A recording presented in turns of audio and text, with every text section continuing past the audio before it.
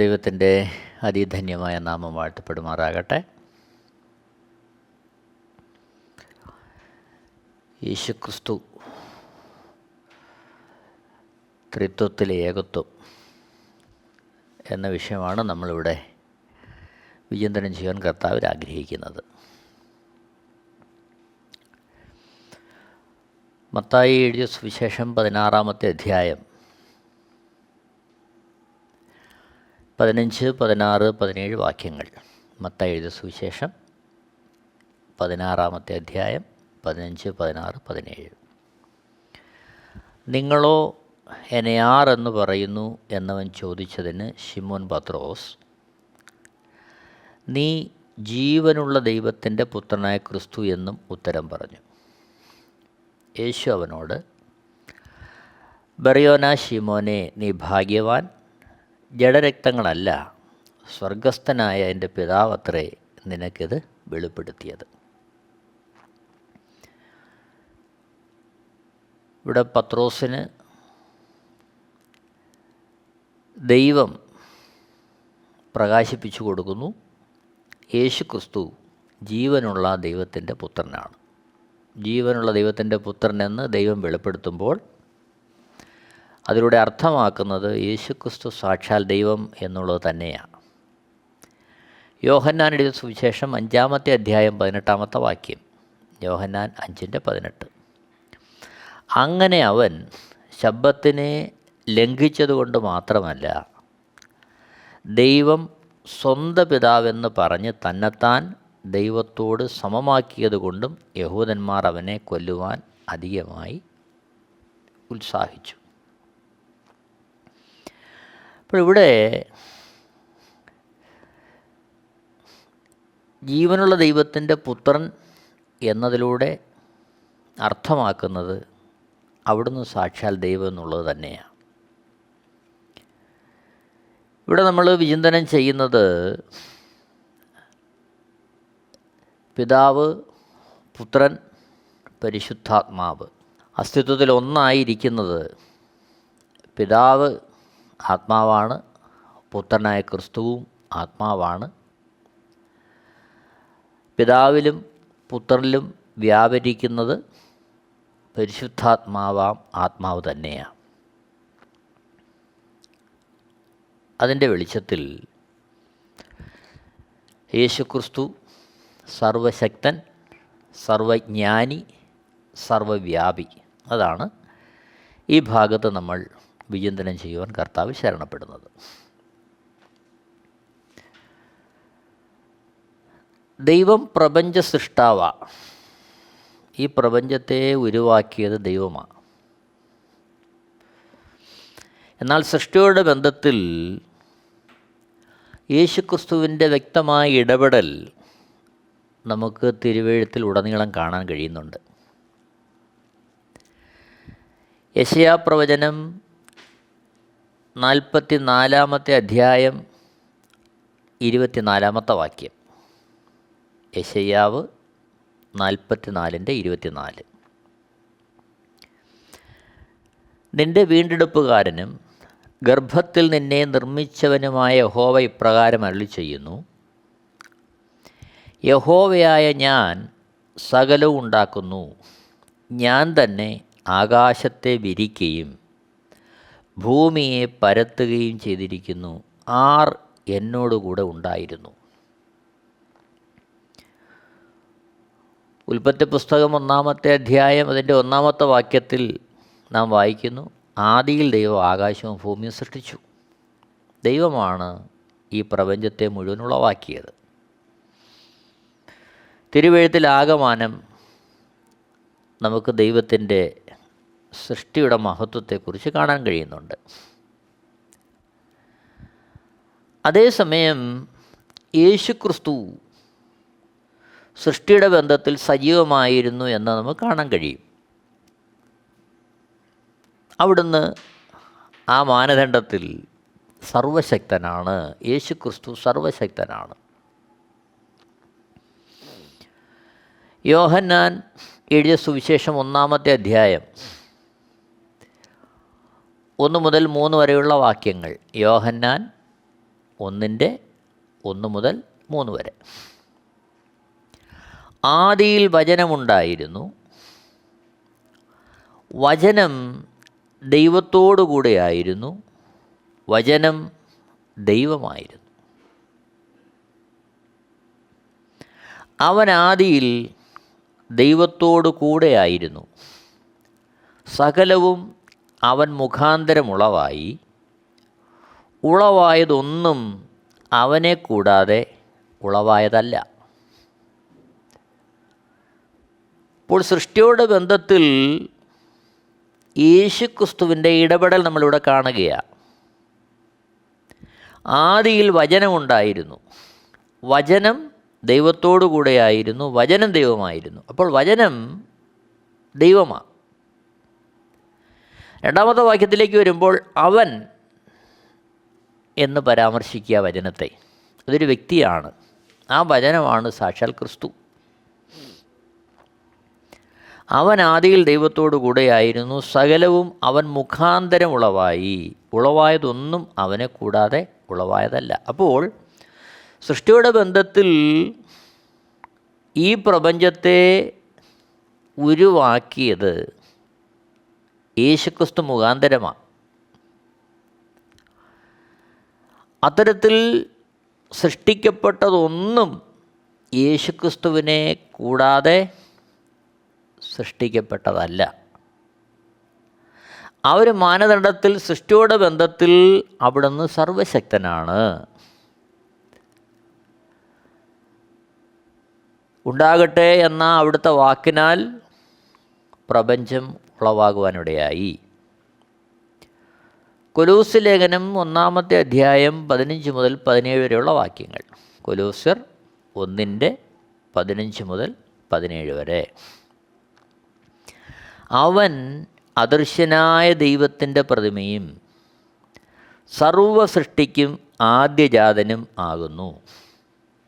സ്വർഗത്തിലുള്ളതും ഭൂമിയിലുള്ളതും ദൃശ്യമായതും അദൃശ്യമായതും, സിംഹാസനങ്ങളാകട്ടെ, കർത്തൃത്വങ്ങളാകട്ടെ, വാഴ്ചകളാകട്ടെ, അധികാരങ്ങളാകട്ടെ, സകലവും അവൻ മുഖാന്തരം സൃഷ്ടിക്കപ്പെട്ടു. അവൻ മുഖാന്തരവും അവനായിട്ടും സകലവും സൃഷ്ടിക്കപ്പെട്ടിരിക്കുന്നു. അവൻ സർവത്തിനും മുമ്പേ ഉള്ളവൻ, അവൻ സകലത്തിനും ആധാരമായിരിക്കുന്നു. ഇവിടെ യേശുക്രിസ്തുവിൻ്റെ സൃഷ്ടിയോടുള്ള ഇടപെടൽ നമ്മൾ കാണുകയാണ്. യേശുക്രിസ്തു എങ്ങനെ സൃഷ്ടിപ്പിൽ ഇടപെട്ടു എന്നുള്ളത്. അവിടത്തെക്കുറിച്ച് പറയുന്നു, അവൻ അദൃശ്യനായ ദൈവത്തിൻ്റെ പ്രതിമയും സർവ സൃഷ്ടിക്കും ആദ്യജാതനുമാകുന്നു. സ്വർഗത്തിലുള്ളതും ഭൂമിയിലുള്ളതും ദൃശ്യമായതും അദൃശ്യമായതും, സിംഹാസനങ്ങളാകട്ടെ, കർത്തൃത്വങ്ങളാകട്ടെ, വാഴ്ചകളാകട്ടെ, അധികാരങ്ങളാകട്ടെ, സകലവും അവൻ മുഖാന്തരം സൃഷ്ടിക്കപ്പെട്ടു.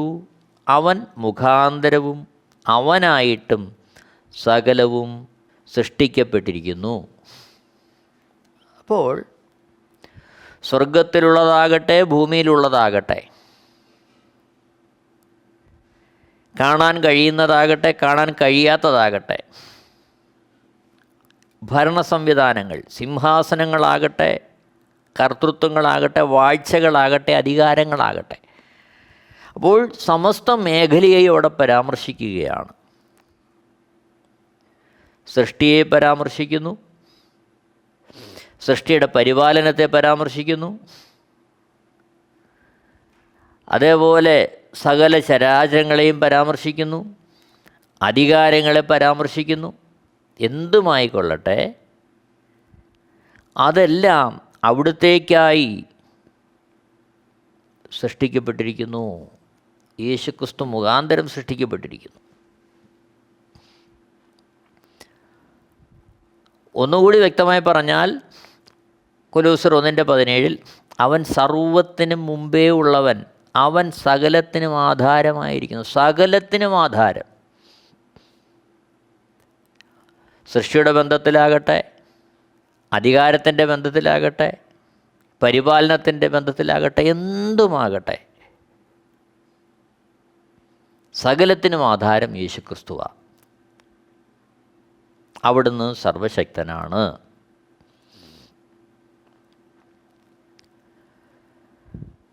കൊരിന്ത്യർക്കെഴുതിയ 1-ാമത്തെ ലേഖനം 8-ാമത്തെ അധ്യായം 6-ാമത്തെ വാക്യം. 1 കൊരിന്ത്യർ 8:6. പിതാവായ ഏക ദൈവമേ നമുക്കുള്ളൂ. അവൻ സകലത്തിനും കാരണഭൂതനും നാം അവനായി ജീവിക്കേണ്ടതുമാകുന്നു. യേശുക്രിസ്തു എന്ന ഏക കർത്താവും നമുക്കുണ്ട്. അവൻ മുഖാന്തരം സകലവും, അവൻ മുഖാന്തരം നാമും ആകുന്നു. അപ്പോൾ ഇവിടെ യേശുക്രിസ്തു എന്ന ഏക കർത്താവ്, അവൻ മുഖാന്തരം സകലവും, അവൻ മുഖാന്തരം നാമുമാകുന്നു. സകലവും ഉളവായതും യേശുക്രിസ്തു എന്ന കർത്താവ് നിമിത്തമാണ്. അവൻ മുഖാന്തരമാണ് നാമും ഇന്നായിരിക്കുന്നത്. അപ്പോൾ സർവ സൃഷ്ടിയുടെയും ഉറവിടം യേശുക്രിസ്തുവാണ്. അവിടുന്ന് സർവശക്തനാണ്. എബ്രായ ലേഖനം 1-ാമത്തെ അധ്യായം 1 മുതൽ 3 വരെയുള്ള വാക്യങ്ങൾ. എബ്രായർ 1:1 മുതൽ 3 വരെ. ദൈവം പണ്ട് ഭാഗമായിട്ടും വിവിധമായിട്ടും പ്രവാചകന്മാർ മുഖാന്തരം പിതാക്കന്മാരോട് അരുളി ചെയ്തിട്ട് ഈ അന്ത്യകാലത്ത് പുത്രൻ മുഖാന്തരം നമ്മോട് അരുളി ചെയ്തിരിക്കുന്നു. അവനെ താൻ സകലത്തിനും അവകാശിയാക്കി വെച്ചു. അവൻ മുഖാന്തരം ലോകത്തെയും ഉണ്ടാക്കി. അവൻ അവൻ്റെ തേജസ്സിൻ്റെ പ്രഭയും തത്വത്തിൻ്റെ മുദ്രയും സകലത്തെയും തൻ്റെ ശക്തിയുള്ള വചനത്താൽ വഹിക്കുന്നവനുമാകൊണ്ട് പാപങ്ങൾക്ക് പരിഹാരം ഉണ്ടാക്കിയ ശേഷം ഉയരത്തിൽ മഹിമയുടെ വലതുഭാഗത്ത് ഇരിക്കുകയും. അപ്പോൾ ഇവിടെ നോക്കണേ, യേശുക്രിസ്തുവിനെ കുറിച്ച് പറയുന്നു, താൻ സകലത്തിനും അവകാശി. അവിടുന്ന് മുഖാന്തരം ലോകത്തെയും ഉളവാക്കി.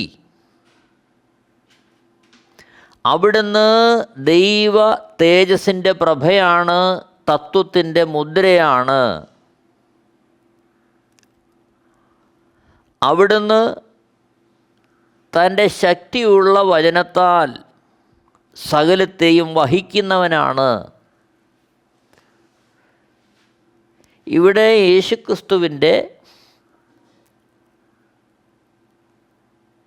സർവശക്തൻ എന്ന നിലയിൽ നമ്മൾ കാണുകയാണ്. അവിടുന്നാണ്, അവിടുത്തെ നിമിത്തമാണ് സകലതും ഉളവായതും. അവിടുത്തെ നിമിത്തമാണ് സകലതും പരിപാലിക്കപ്പെടുന്നതും നിയന്ത്രിക്കപ്പെടുന്നതും. എബ്രായ ലേഖനം 1-ാമത്തെ അധ്യായം 10 മുതൽ 12 വരെയുള്ള വാക്യങ്ങളിൽ ഒരു സങ്കീർത്തന ഭാഗം ഉദ്ധരിച്ചിരിക്കുന്നതായിട്ട് നമ്മൾ കാണുന്നുണ്ട്. എബ്രായർ 1-ാമത്തെ അധ്യായം 10 മുതൽ 12 വരെ. കർത്താവേ, നീ പൂർവകാലത്ത് ഭൂമിക്ക് അടിസ്ഥാനമിട്ടു. ആകാശവും നിൻ്റെ കൈകളുടെ പ്രവൃത്തിയാകുന്നു. അവ നശിക്കും, നീയോ നിലനിൽക്കും. അവയെല്ലാം വസ്ത്രം പോലെ പഴകിപ്പോകും. ഉടുപ്പുപോലെ നീ അവയെ ചുരുട്ടും. വസ്ത്രം പോലെ അവ മാറിപ്പോകും. നീയോ അനന്യൻ, നിൻ്റെ സംവത്സരങ്ങൾ അവസാനിക്കുകയുമില്ല എന്നും പറയുന്നു.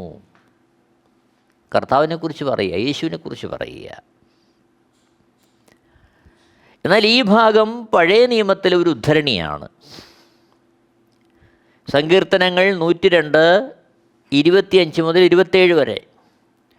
പൂർവകാലത്ത് നീ ഭൂമിക്ക് അടിസ്ഥാനമിട്ടു, ആകാശം നിൻ്റെ കൈകളുടെ പ്രവൃത്തിയാകുന്നു. അവ നശിക്കും, നീയോ നിലനിൽക്കും. അവയെല്ലാം വസ്ത്രം പോലെ പഴകിപ്പോകും, ഉടുപ്പ് പോലെ നീ അവയെ മാറ്റും, അവ മാറിപ്പോവുകയും ചെയ്യും. നീയോ അനന്യനാകുന്നു, നിൻ്റെ സംവത്സരങ്ങൾ അവസാനിക്കുകയുമില്ല. ഇവിടെ സങ്കീർത്തന ഭാഗത്തെ ഉദ്ധരിച്ചുകൊണ്ട് പുതിയ നിയമത്തിൽ യേശുക്രിസ്തുവിൻ്റെ സൃഷ്ടാവെന്ന തരത്തിലുള്ള അവിടുത്തെ മഹത്വത്തെ ഇവിടെ പരിശുദ്ധാത്മാവ് വെളിപ്പെടുത്തുകയാണ്.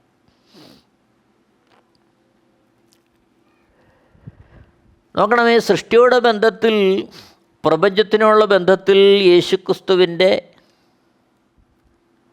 സൃഷ്ടാവെന്നുള്ള മഹത്വത്തെ നാം ഇവിടെ കാണുമ്പോൾ തന്നെ യേശുക്രിസ്തു ഭൂമിയിൽ മനുഷ്യരൂപമെടുത്ത് വന്നപ്പോഴും അവിടുത്തെ സർവാധിപത്യത്തെ അവിടുന്ന് വെളിപ്പെടുത്തി വ്യത്യസ്തമായ അനുഭവങ്ങളിലൂടെ. നമുക്കറിയാം, യോഹന്നാൻ എഴുതിയ സുവിശേഷത്തിൽ യേശുക്രിസ്തു സ്നേഹിക്കുന്ന ലാസർ എന്ന വ്യക്തി മരിച്ചു, അടക്കം ചെയ്യപ്പെട്ടു, 4 നാൾ കഴിഞ്ഞു. ആ ലാസറിനെ കല്ലറയ്ക്കലെത്തി വിളിച്ച് ജീവൻ നൽകി യേശുക്രിസ്തു പുറത്തു കൊണ്ടുവരുന്നുണ്ട്. യോഹന്നാൻ എഴുതിയ സുവിശേഷം 11-ാമത്തെ അധ്യായത്തിൽ ആ സംഭവം നമ്മൾ കാണുകയാണ്. അവിടെ 17-ാമത്തെ വാക്യത്തിൽ നമ്മളിങ്ങനെ കാണുന്നു. യോഹന്നാൻ 11:17. യേശു അവിടെ എത്തിയപ്പോൾ അവനെ കല്ലറയിൽ വെച്ചിട്ട് 4 ദിവസമായി എന്നറിഞ്ഞു. 41-ാമത്തെ വാക്യത്തിലേക്ക് വരുമ്പോൾ യേശു മേലോട്ട് നോക്കി, പിതാവേ, നീ എൻ്റെ അപേക്ഷ കേട്ടതിനാൽ ഞാൻ നിന്നെ വാഴ്ത്തുന്നു. 42 മുതലുള്ള വാക്യങ്ങൾ, നീ എപ്പോഴും എൻ്റെ അപേക്ഷ കേൾക്കുന്നു എന്ന് ഞാൻ അറിഞ്ഞിരിക്കുന്നു. എങ്കിലും നീ എന്നെ അയച്ചു എന്ന് ചുറ്റും നിൽക്കുന്ന പുരുഷാരം വിശ്വസിക്കേണ്ടതിന് അവരുടെ നിമിത്തം ഞാൻ പറയുന്നു എന്ന് പറഞ്ഞു. ഇങ്ങനെ പറഞ്ഞിട്ട് അവൻ, ലാസറേ, പുറത്തു വരിക എന്ന് ഉറക്കെ വിളിച്ചു. 44-ാമത്തെ വാക്യം, മരിച്ചവൻ പുറത്തു വന്നു, അവൻ്റെ കാലും കൈയും ശീല കൊണ്ട് കെട്ടിയും മുഖം റൂമാൽ കൊണ്ട് മൂടിയുമിരുന്നു. അവൻ്റെ കെട്ടഴിപ്പിൻ അവൻ പോകട്ടെ എന്ന് യേശു അവരോട് പറഞ്ഞു. അപ്പോൾ ഇവിടെ മനുഷ്യൻ്റെ എല്ലാ ചിന്തകൾക്കും ധാരണകൾക്കും കഴിവുകൾക്കും അപ്പുറമായൊരു പ്രവൃത്തി ഇവിടെ യേശുക്രിസ്തു ചെയ്യുകയാണ്. തൻ്റെ സ്നേഹിതനായ ലാസർ മരിച്ചു, കല്ലറയിൽ അടക്കം ചെയ്തിട്ട് 4 ദിവസമായി. നാറ്റം വെച്ച് തുടങ്ങി, എല്ലാ സാധ്യതകളും അസ്തമിച്ചു. എന്നാൽ ആ കല്ലറ വാതിൽക്കലേക്ക് വന്നുകൊണ്ട് യേശുക്രിസ്തു വിളിക്കുന്നു, ലാസറെ പുറത്തു വരിക. അവിടുത്തെ വാക്കിൻ്റെ മുമ്പാകെ മരിച്ച് അഴുകി നാറ്റം വെച്ചവൻ ജീവൻ പ്രാപിച്ചവനായി പുറത്തു വരികയാണ്. നോക്കണം, അവിടുത്തെ സൃഷ്ടിയുടെ മഹത്വം നമ്മളിവിടെ കാണുകയാണ്. അവിടുന്ന് ലാസറിന് പുതുജീവൻ നൽകുന്നു, പുതുശരീരം നൽകുന്നു. 4 ദിവസം കഴിയുമ്പോൾ അവിടെ ലാസറിൻ്റെ ആന്തര അവയവങ്ങളെല്ലാം നശിച്ചു കാണും, ശരീരഭാഗങ്ങളെല്ലാം ദ്രവിച്ചു തുടങ്ങിക്കാണും, അഴുകി തുടങ്ങിക്കാണും. എന്നാൽ യേശുക്രിസ്തുവിൻ്റെ വാക്കിൻ്റെ മുമ്പാകെ ആ അഴുകിയ ശരീരം, നാറ്റം വെച്ച ശരീരം ജീവൻ പ്രാപിക്കുകയാണ്. ഉണ്ടാകട്ടെ എന്ന വാക്കിൻ്റെ മുമ്പാകെ പ്രപഞ്ചത്തെ ഉരുവാക്കിയവൻ, ഇവിടെ ലാസറിനെ നോക്കി വിളിക്കുന്നു, ജീവൻ പ്രാപിച്ചവനെ പുറത്തു വരിക എന്ന്. ഇവിടെ യേശുക്രിസ്തുവിൻ്റെ സൃഷ്ടിയുടെ മഹത്വം നമ്മൾ കാണുകയാണ്. യേശുക്രിസ്തു ഭൂമിയിലായിരുന്നപ്പോൾ അശുദ്ധാത്മാക്കളുടെ മേലുള്ള അധികാരത്തെ വെളിപ്പെടുത്തി. മത്തായി എഴുതിയ സുവിശേഷം 8-ാമത്തെ അധ്യായം 16-17 വാക്യങ്ങൾ. മത്തായി സുവിശേഷം 8-ാമത്തെ അധ്യായം 16-17 വാക്യങ്ങൾ. വൈകുന്നേരമായപ്പോൾ പല ഭൂതഗ്രസ്തരെയും അവൻ്റെ അടുക്കൽ കൊണ്ടുവന്നു. അവൻ വാക്കുകൊണ്ട് ദുരാത്മാക്കളെ പുറത്താക്കി സകല ദീനക്കാർക്കും സൗഖ്യം വരുത്തി. അവൻ നമ്മുടെ ബലഹീനതകളെ എടുത്തു, വ്യാധികളെ ചുമന്നു എന്ന് യെശയ്യാ പ്രവാചകൻ പറഞ്ഞത് നിവൃത്തിയാകുവാൻ തന്നെ. നോക്കണം, അവിടുന്ന് പരസ്യ ശുശ്രൂഷ ചെയ്യുമ്പോൾ അവിടുത്തെ അടുക്കലേക്കെത്തിയ ഭൂതഗ്രസ്തരിൽ നിന്ന് ഭൂതാത്മാക്കളെ അവിടുന്ന് പുറത്താക്കി സകല ദീനക്കാർക്കും സൗഖ്യം നൽകുകയാണ്. അശുദ്ധാത്മാക്കളുടെ മേലുള്ള സൃഷ്ടാവിൻ്റെ അധികാരം നമ്മളിവിടെ കാണുകയാണ്. മത്തായി സുവിശേഷം 8-ാമത്തെ അധ്യായം 28 മുതൽ 32 വരെയുള്ള വാക്യങ്ങളിൽ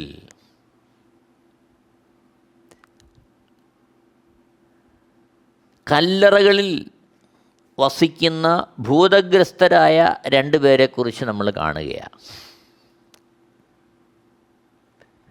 മത്തായി സുവിശേഷം 8-ാമത്തെ അധ്യായം 28 മുതൽ 32 വരെയുള്ള വാക്യങ്ങൾ. അവൻ അക്കരെ ഗദരേരരുടെ ദേശത്തെത്തിയാറെ 2 ഭൂതഗ്രസ്തർ ശവക്കല്ലറകളിൽ നിന്ന് പുറപ്പെട്ട് അവനെതിരെ വന്നു. അവർ അത്യുഗ്രന്മാരായിരുന്നത് കൊണ്ട് ആർക്കും ആ വഴി നടന്നുകൂടാഞ്ഞ് അവർ നിലവിളിച്ചു, ദൈവപുത്ര, ഞങ്ങൾക്കും നിനക്കും തമ്മിലെന്ത്? സമയത്തിന് മുമ്പേ ഞങ്ങളെ ദണ്ഡിപ്പിപ്പാൻ ഇവിടെ വന്നുവോ എന്ന് പറഞ്ഞു. അവർക്കകലെ ഒരു വലിയ പന്നിക്കൂട്ടം മേഞ്ഞുകൊണ്ടിരുന്നു. ഭൂതങ്ങൾ അവനോട്, ഞങ്ങളെ പുറത്താക്കുന്നു എങ്കിൽ പന്നിക്കൂട്ടത്തിലേക്ക് അയക്കണം അപേക്ഷിച്ചു. പൊയ്ക്കൊള്ളുവിൻ എന്ന് അവൻ അവരോട് പറഞ്ഞു. അവർ പുറപ്പെട്ട് പന്നികളിലേക്ക് ചെന്നു. ആ കൂട്ടം എല്ലാം കടുംതൂക്കത്തോടെ കടലിലേക്ക് പാഞ്ഞ് വെള്ളത്തിൽ മുങ്ങിച്ചെത്തു. ഇവിടെ ഭൂതത്തിൻ്റെ മേലുള്ള സൃഷ്ടാവിൻ്റെ സമ്പൂർണ്ണ അധികാരത്തെ യേശുക്രിസ്തു വെളിപ്പെടുത്തുകയാണ്.